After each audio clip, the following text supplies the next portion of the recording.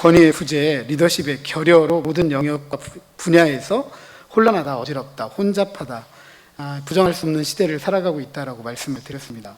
이런 시대가 되면 나 혼자 살기에 참 바쁩니다. 각자 도생이라고 하죠.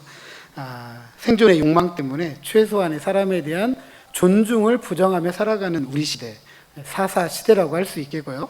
이런 시대에 하나님은 자기 백성을 구원하시기 위해 사사들을 세우셔서 일하셨다라는 것을 우리가 알 수 있습니다. 하나님은 블레셋의 압제 속에 있는 이스라엘을 참을 수가 없어서 한 불임의 가정을 찾아가 이스라엘을 구원할 일을 예고해 주셨고, 드디어 한 아이가 태어납니다. 그 아이가 바로 삼손이죠.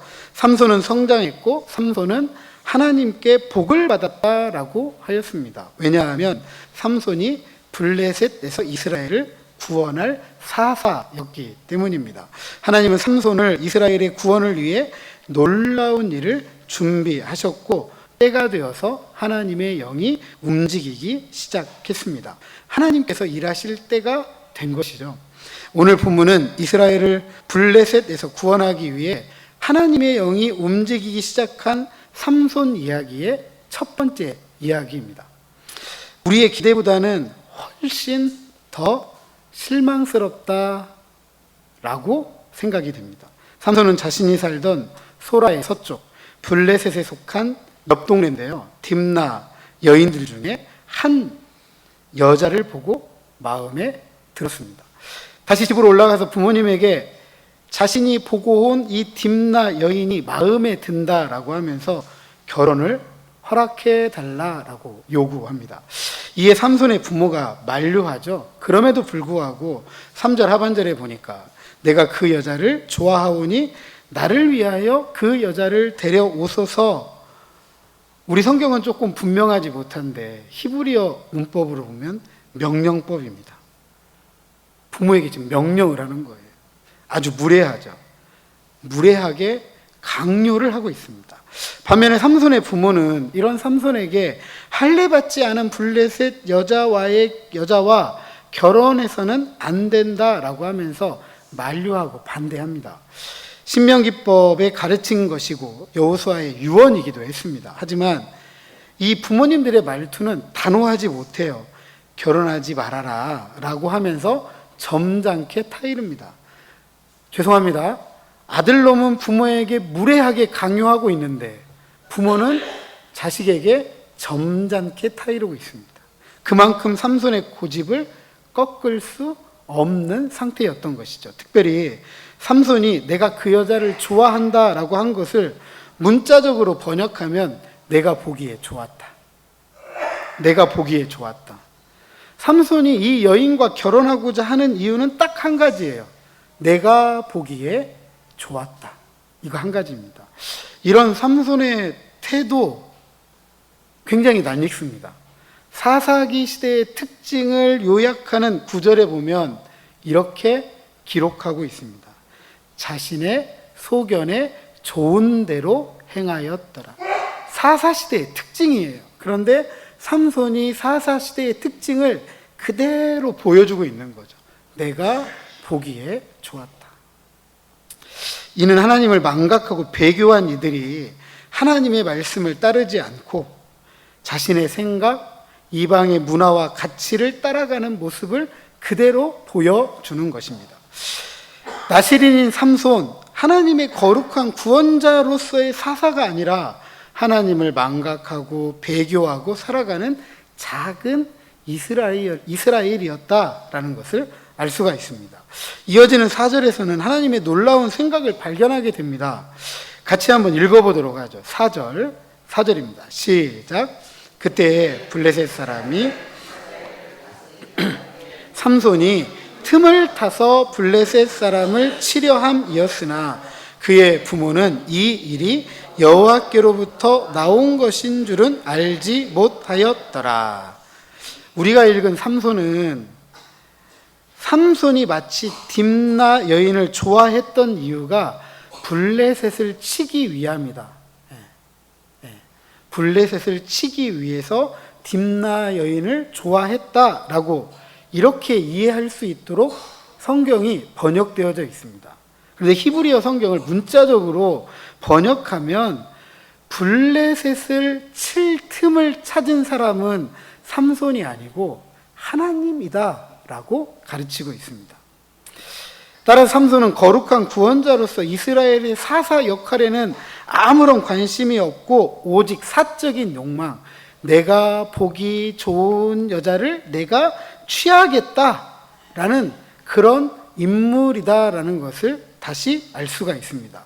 나아가서 삼손의 부모 역시 하나님께서 하시고자 하시는 일에 대한 이 놀라운 일을 여전히 알지 못하고 있다라는 것을 꼬집고 있는 거죠. 그렇다면 삼손의 부모는 삼손에게 삼손이 거룩한 구원자로서 사사의 역할을 해야 된다, 사명에 대해서는 가르쳐 본 적이 없는 거예요.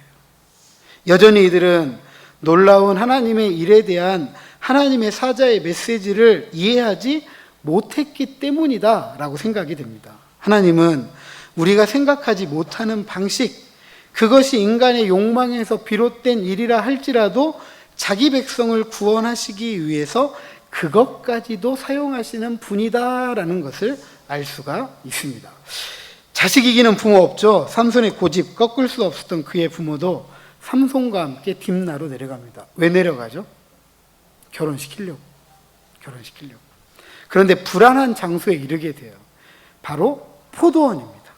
나시리는 포도나무에서 비롯된 모든 것들을 피해야 됩니다.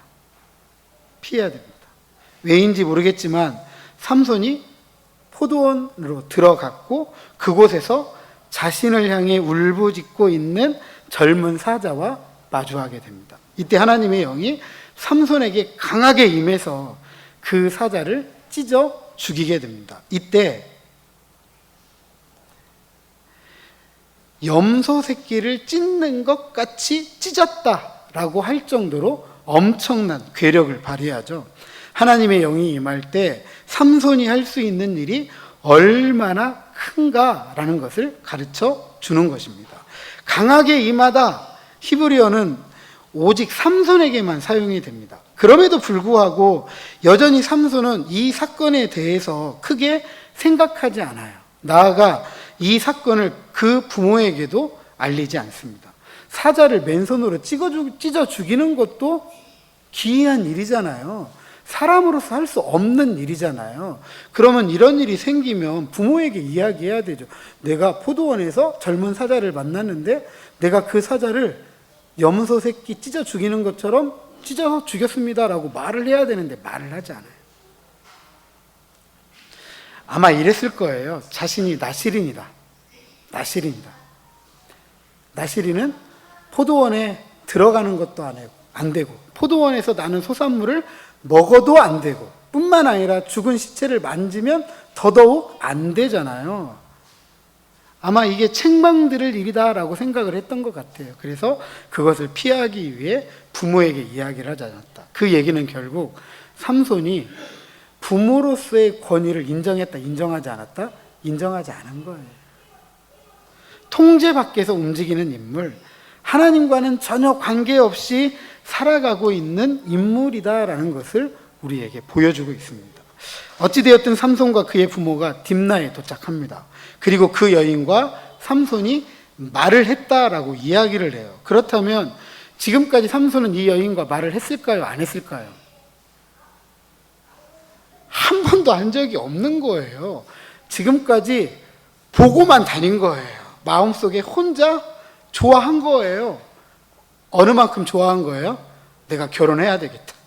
이렇게 좋아한 거예요. 그리고 드디어 찾아가서 결혼을 허락받기 위해 부모가 만났는데 이 여인과 만나서 처음 말을 했습니다.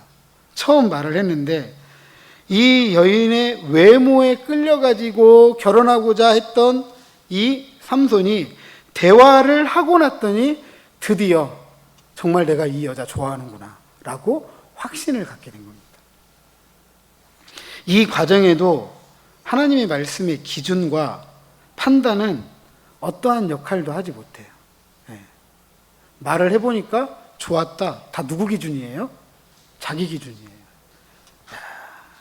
콩깍지가 쓰이면 제대로 보여요, 안 보여요? 아무것도 안 보여요. 어떤 말을 했는지는 모르겠지만 어떤 말을 하지 않고의 문제가 아닌 것 같아요. 이미 콩깍지가 눈에 씌었는데 무슨 말인들 안 좋게 들릴 이야기가 뭐가 있겠느냐는 거죠. 모든 일에 있어서 오직 삼손이 주도권을 쥐고 모든 행동을 하고 있는 것입니다. 결혼을 합의했고 마침내 결혼식을 위해서 다시 딥나로 내려가게 됩니다. 도중에 사자를 찢어 죽였던 사건이 생각이 났던 것 같아요. 그래서 가는 길을 돌이켜서까지 사자의 죽음을 삼손이 확인을 합니다. 사자의 죽음에 벌떼가 있었고 꿀이 고여 있습니다. 사자의 죽음에 벌떼와 꿀이 고여 있는 것, 일상적입니까? 일상적이지 않습니까? 일상적이지 않아요. 사체는 썩는 거죠. 썩고 냄새가 나는 거죠.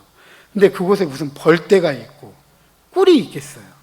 그런데 이상하게도 그 사자의 시체, 사체에는 벌떼가 모여 있고 꿀이 있었던 거죠.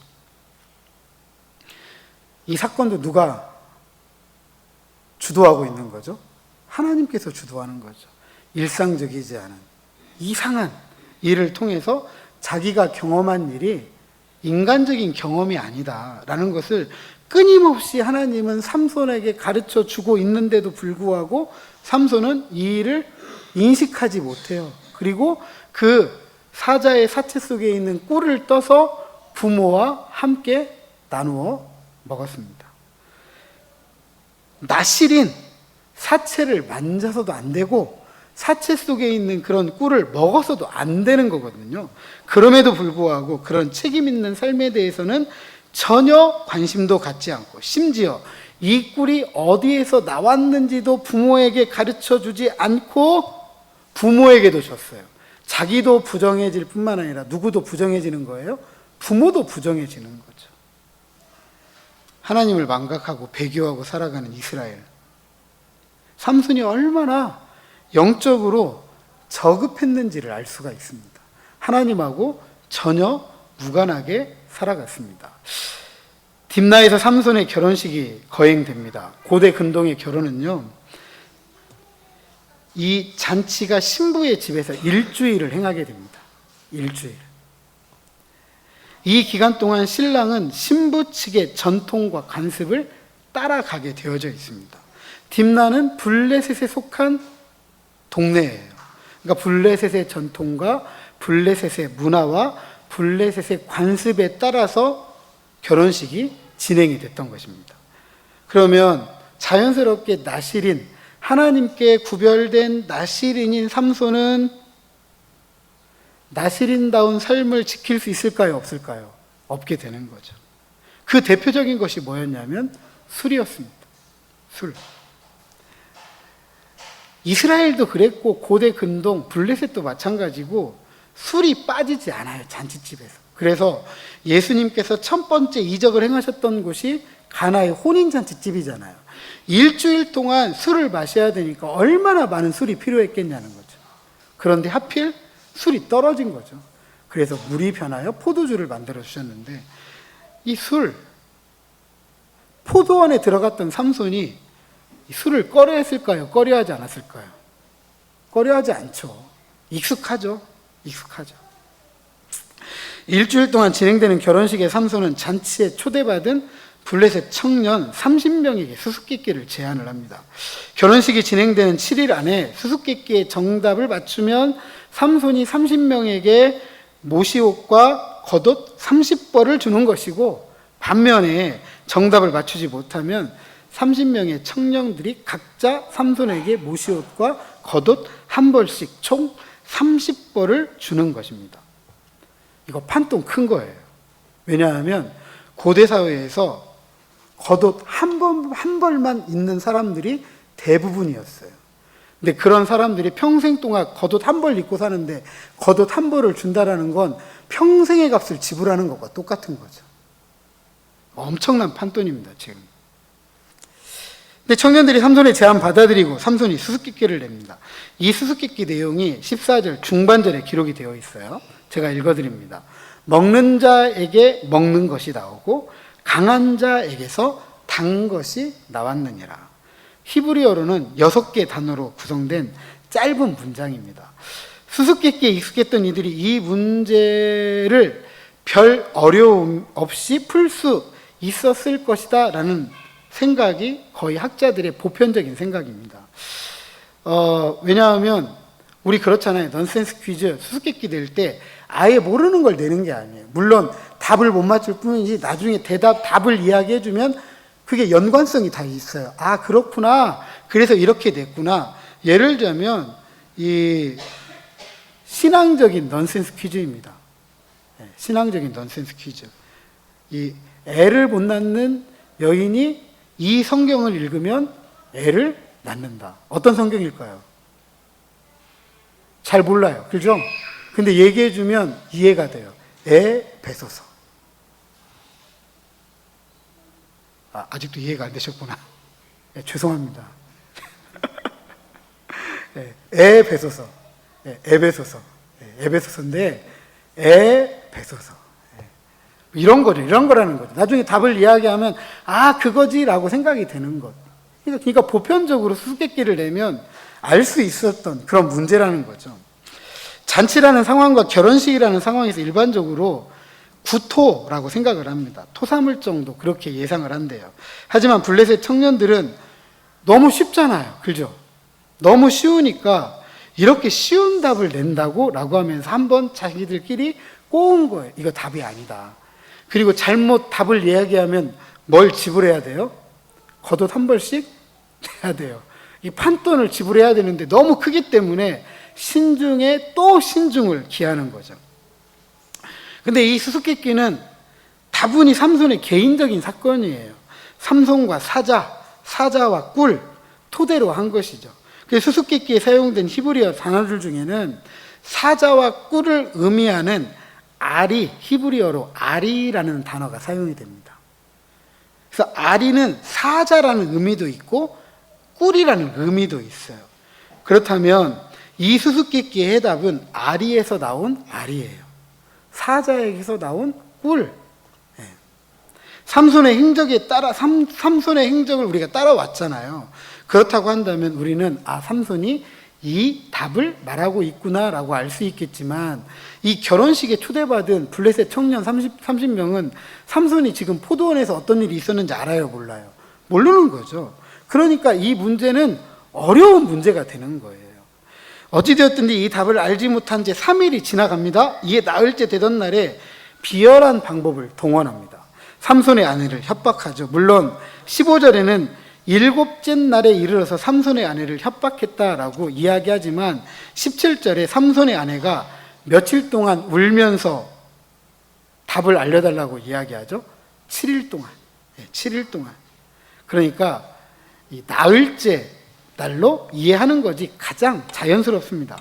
블레셋 청년들은 삼손의 아내에게 남편을 꾀어서 수수께끼의 답을 알아내라라고 다그칩니다. 그러면서 답을 알아내지 못하면 너와 네 아버지 집을 불사르겠다라고 협박을 합니다.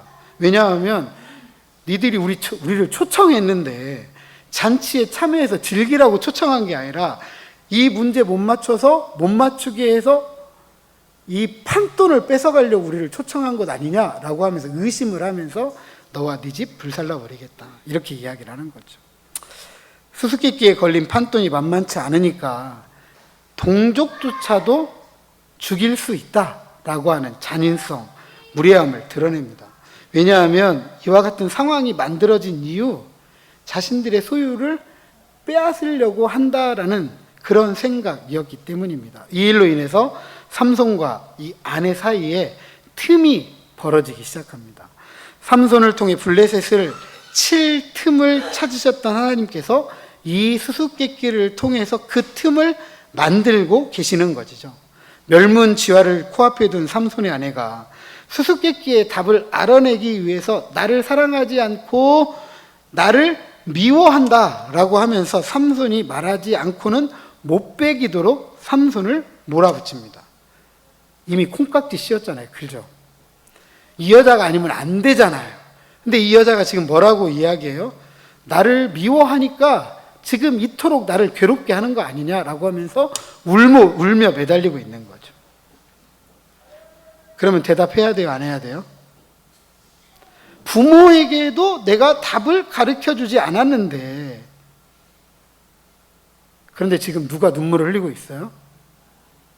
아내가 될 여자가 눈물을 흘리고 있어요. 그것도 매달리고 있어요. 콩깍지에 쓰인 삼손 안 들어줄 수가 없는 거죠. 결국 답을 아내에게 알려주고 이 답은 블레셋 청년들에게 전해지게 됩니다. 블레셋 청년들이 참손을 찾아가서 수수께끼에 답 말합니다. 사자에게서 나온 꿀이다 라면서 삼손 앞에서 수수께끼의 비밀을 푼 듯 으스대는 거죠. 삼손을 놀렸겠죠. 삼손 조롱했겠죠. 그죠? 그 과정이 어떻든 블레셋 청년들이 삼손을 이기게 되었습니다. 그럼 삼손 뭐 해야 되죠? 이 수수께끼에 걸린 판돈을 지불을 해줘야 되잖아요. 이 답을 들었던 삼손 얼마나 괘씸했겠어요. 누구 이용한지 알아요? 몰라요? 알죠? 자신의 아내를 이용한 줄 알죠. 이 자신의 아내에 대해서 배신감을 느끼게 되고, 이제 막 사랑이 싹 텄는데 이 사랑에 큰 틈이 생겼고 신뢰가 무너지게 되었고 배신감이 쌓이게 됩니다. 그것을 18절에 아주 잘 표현해주고 있습니다. 너희가 내 암송아지로 밭갈지 아니하였더라면 내 수수께끼를 능히 풀지 못하였으리라. 내 아내로 밭갈다라는 표현은요, 성적인 의미예요. 성적인 의미. 육체적으로 간음을 한 건 아니지만 니들이 내 아내를 간음한 것과 마찬가지다라고 삼손이 평가해요.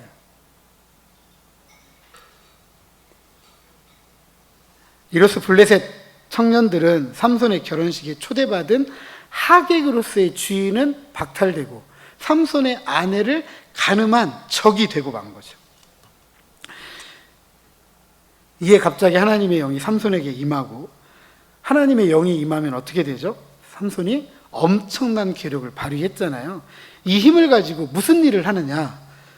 블레셋 도시 아스골론에 가가지고 그곳 사람 30명을 쳐 죽입니다. 그리고 그들의 옷을 빼앗아 오죠. 그리고 수수께끼를 푼 이들에게 줍니다. 블레셋 사람들에게 옷을 주기 위해서 블레셋 사람을 쳐 죽입니다. 여기서 죽이다라는 히브리어는 이스라엘이 가나안을 정복할 때, 점령할 때 사용되었던 단어예요. 하나님께서 약속의 땅을 주시고 이스라엘이 요단강을 건너서 가나안 땅을 점령할 때 가나안 사람들을 죽였다라는 바로 그 표현입니다. 블레셋이 지금 그 이스라엘이 되어서 블레셋을 죽였다라고 하는 것이죠. 거룩한 구원자로서 삼손이 처음 이스라엘 사람들을 구원하기 위해 블레셋 사람의 손에서 구원한 사실이라고 사사기 저자는 언급하고 있습니다. 하나님은 이처럼 이해할 수 없는 방식, 그렇죠? 삼손의 사적인 이 성적인 욕망을 사용해 가지고 무엇을 이루신 거죠? 블레셋을 치신 것입니다. 하지만 이스라엘을 블레셋에서 구원하지는 못했습니다. 특별히 갑자기 임했다, 6절에 강하게 임했다와 같은 표현입니다. 이 일을 통해서 우리가 알 수 있는 것, 하나님의 영이 임한다라는 것은 모든 면에서 긍정적이지는 않습니다.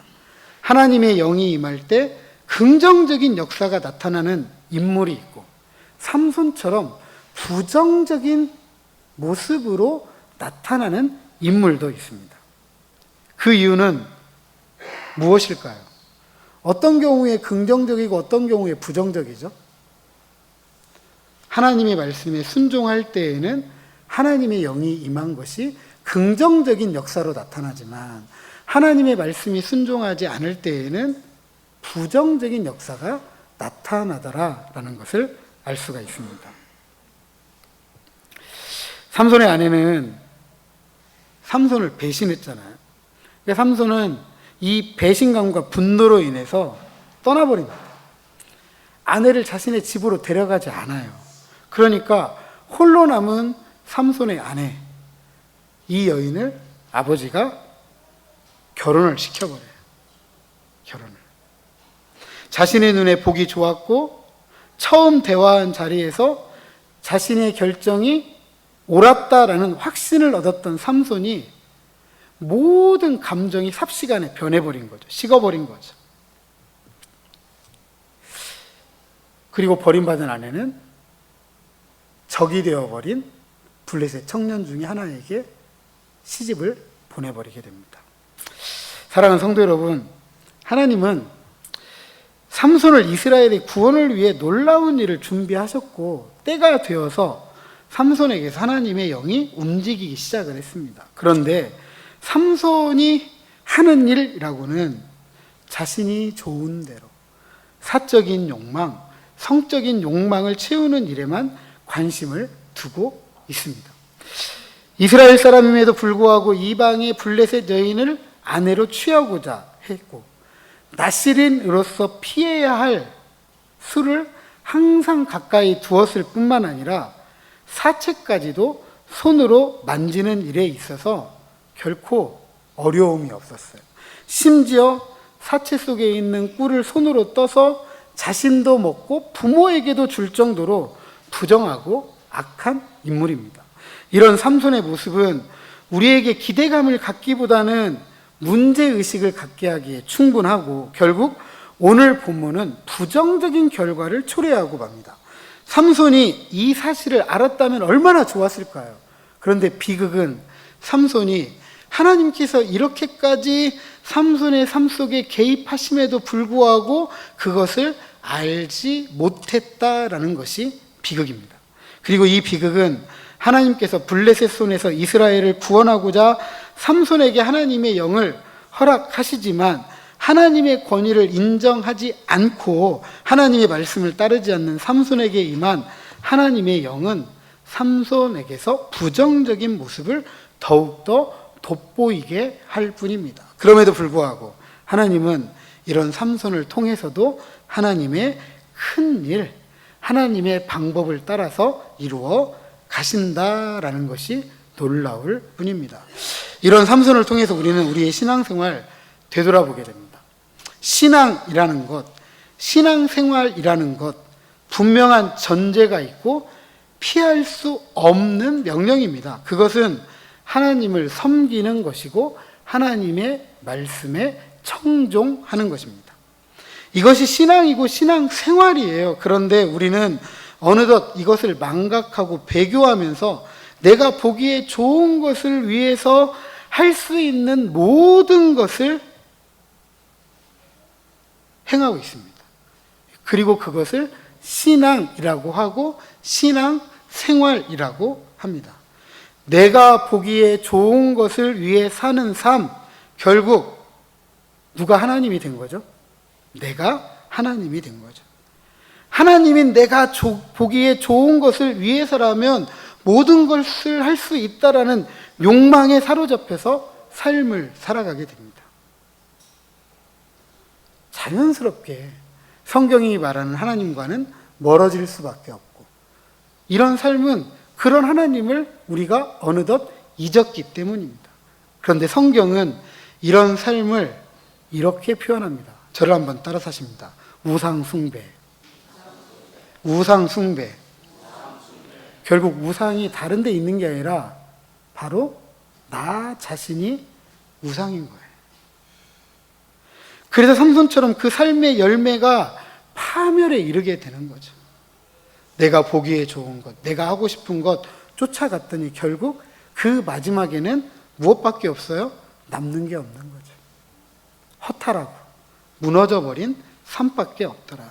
성경은 신앙과 신앙생활에서 우상 숭배는 멀리 해야 된다라고, 배척해야 된다라고 가르칩니다. 그래서 우리는 하나님의 권위 앞에 서야 합니다. 그리고 그분의 말씀에 귀를 기울이고 순종해야 됩니다.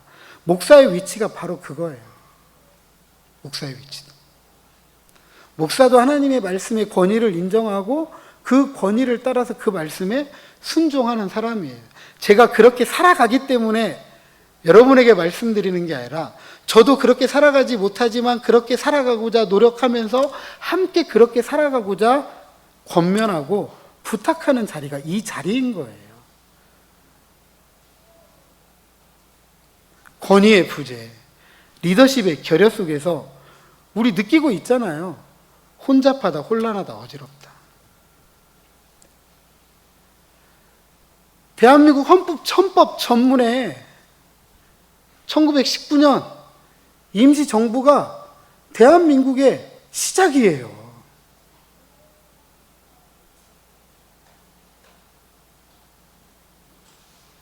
이승만 전 대통령이 자신이 정부를 이 국회의원으로 있으면서 재헌헌법을 만들 때 대한민국의 건국은 1919년이라고 우리는 임시정부를 계승한다고 이야기를 했어요. 그런데도 불구하고 이상한 얘기 하잖아요. 그래서 이번에 광복절 어떻게 됐습니까? 광복절 행사를 시작한 이후에 처음으로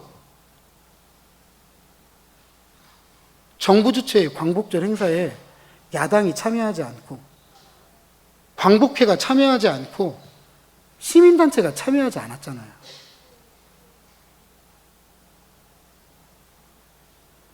멀쩡하게 있는 것도 부정하려고 하니까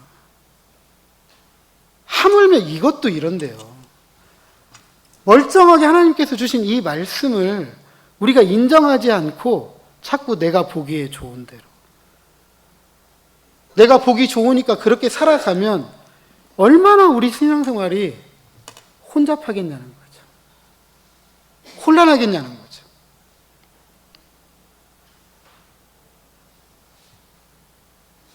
하나님은 이런 시대를 살아가는 우리 시대에 거룩한 사사를 찾으시는 거죠. 하나님의 영을 부어주시고 잃어버린 삶의 기쁨, 잃어버린 삶의 평안을 회복시키시고자 하십니다. 그래서 하나님을 올바로 신앙하고 바르게 신앙할 수 있어야 되는데 그 시작은 하나님의 권위를 인정하고 하나님의 말씀에 순종해야 되는 거예요. 이 삶만이 혼잡하고 어지럽고 혼란한, 그래서 파멸해가는 우리의 신앙과 신앙생활을 회복할 수 있는 거예요. 다른 말 하지 말라는 거죠. 헌법 전문에 있고 이승만 전 대통령이 재헌헌법을 만들 때, 제안했을 때 말했던 그것만 쫓아가도 이런 혼잡함 없다는 거예요. 그건 학자의 이야기가 아니에요. 그건 처음에 시작한 사람들이 그렇게 말을 하지 않았는데 왜 후대의 사람들이 마치 그것이 옳은 것이냐 그렇게 이야기하느냐는 거죠. 처음에 하나님이 그렇게 이야기하지 않으셨는데 내가 그런 삶을 못 살아가니까 그게 잘못됐다고 말하는 게 그게 문제인 거지, 왜 하나님의 말씀이 잘못되었다고 옛날 이야기라고 말하냐는 거죠. 하나님께서 꿈꾸셨던 삶은 하나님의 말씀을 통해서 이루어지는 거예요. 이 일을 위해서 하나님은 오늘도 일하고 계십니다. 우리가 눈치채지 못할 뿐이죠. 포도원에서 젊은 사자를 찢어 죽이고 사체에서 꿀을 퍼먹은 삼손, 알았으면 그런 비극이 없죠. 몰라서 그랬잖아요. 우리도 알아야 되죠. 우리도 하나님의 일에 민감해야 돼요. 우리가 이해할 수 없는 방식으로 일하신 하나님, 크고 놀라운 방식으로 일하시는 하나님, 그 하나님께서 틈을 찾고 계세요. 일하시기 위해서. 그 틈을 찾으신 하나님의 권위, 그분의 말씀에 순종할 때, 그리고 민첩하고 신실하게 반응할 때 하나님은 그 사람을 통해서 큰 일을 하신다. 아멘. 아멘. 그 큰일은 남녀노소 빈부격차 주의고와 아무런 관련이 없습니다. 그 하나님에 대해서 알고 그 하나님에 대해서 민감하게 그 말씀에 순종하는 사람이 그 일을 이루어 가는 것입니다. 부디 이렇게 하나님의 말씀에 순종함으로써 하나님께서 꿈꾸셨던 하늘의 삶을 우리가 이 땅을 살아가면서 이루어갈 때 나, 너, 그리고 우리가 함께 살아가는 이 세상 사람들이 알 수도 없고 줄 수도 없는 기쁨과 평안을 충만하고 풍성하게 받아들이는 저와 여러분, 우리 모두가 되시기를 주님의 이름으로 축복합니다.